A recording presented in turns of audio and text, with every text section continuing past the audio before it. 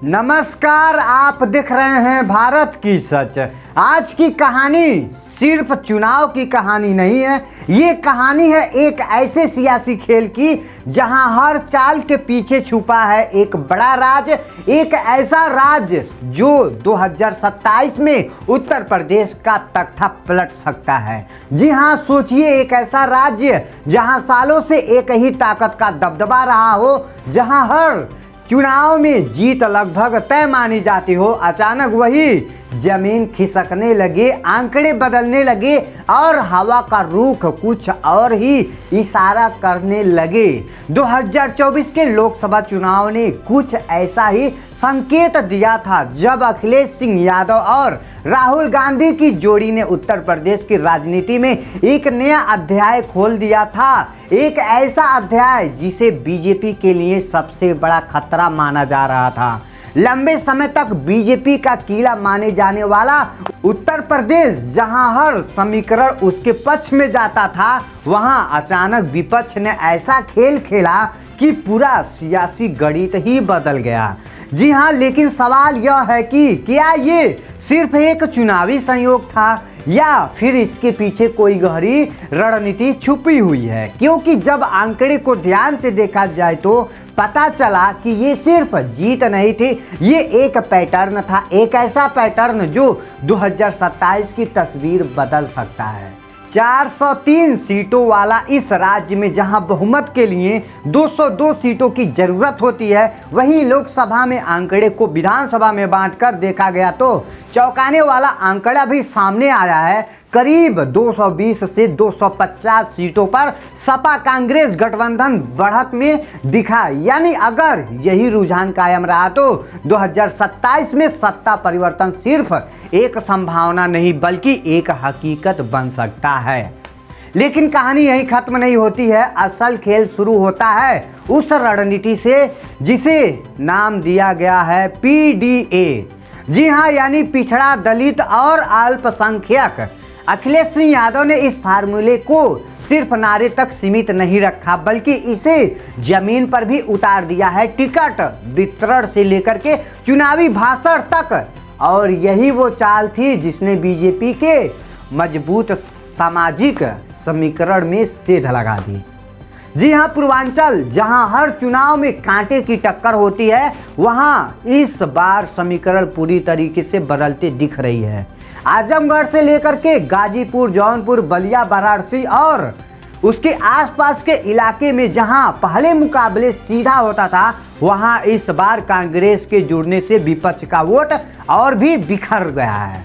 जी हाँ, एकजुट हो गया है और जब वोट बिखरना बंद होता है तो नतीजे भी बदल जाते हैं। अवध की बात करें तो रायबरेली और अमेठी ने कहानी में एक नया ट्विस्ट जोड़ दिया है। राहुल गांधी की मौजूदगी ने कांग्रेस कार्यकर्ताओं में जान फूंक दी है और सपा के साथ तालमेल ने इसे और मजबूत बना दिया है। जी हाँ, पश्चिमी उत्तर प्रदेश जहां किसान आंदोलन के बाद से ही नाराजगी धीरे धीरे शुरू हो रही थी, वहां मुस्लिम, जाट, दलित समीकरण ने बीजेपी के लिए मुश्किलें बढ़ा दी है। मुजफ्फरनगर, कैराना, सहारनपुर, संभल, हर जगह ही संकेत मिला है कि जमीन बदल रही है। लेकिन कहानी में एक और ट्विस्ट आता है और इस कहानी का ट्विस्ट है बीजेपी की ताकत।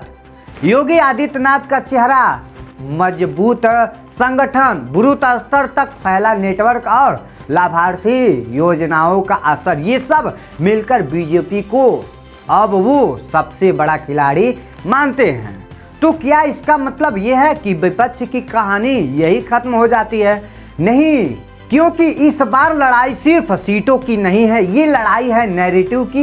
एक तरफ हिंदुत्व और मजबूत नेतृत्व की राजनीति, तो दूसरी तरफ संविधान, सामाजिक न्याय और आर्थिक मुद्दों की बातें। राहुल गांधी जहां देश स्तर पर एक विचारधारा तैयार करते हैं, वही अखिलेश सिंह यादव उसे उत्तर प्रदेश की जमीन पर उतारते हैं और यही तालमेल इस गठबंधन की सबसे बड़ी ताकत बनता जा रहा है। लेकिन सबसे बड़ा सवाल अभी भी बाकी है, क्या ये गठबंधन 2027 तक बिना टूटे टिक पाएगा? क्या सीट बंटवारे में कोई टकराव नहीं होगा? क्या वोट ट्रांसफर वैसे ही होगा जैसे लोकसभा में हुआ था? क्योंकि अगर इनमें से एक भी चीज़ कमज़ोर पड़ी तो पूरी राजनीति धराशायी हो सकती है, और अगर सब कुछ सही चला तो इतिहास बदल भी सकता है। उत्तर प्रदेश में जो देश की राजनीति का दिल माना जाता है, योगी आदित्यनाथ, वो हट सकते हैं। 2027 में सिर्फ सरकार बदलना ये ज़रूरी नहीं है। 2027 में सबसे मुकाबला जो कि विधानसभा चुनाव का होने वाला है।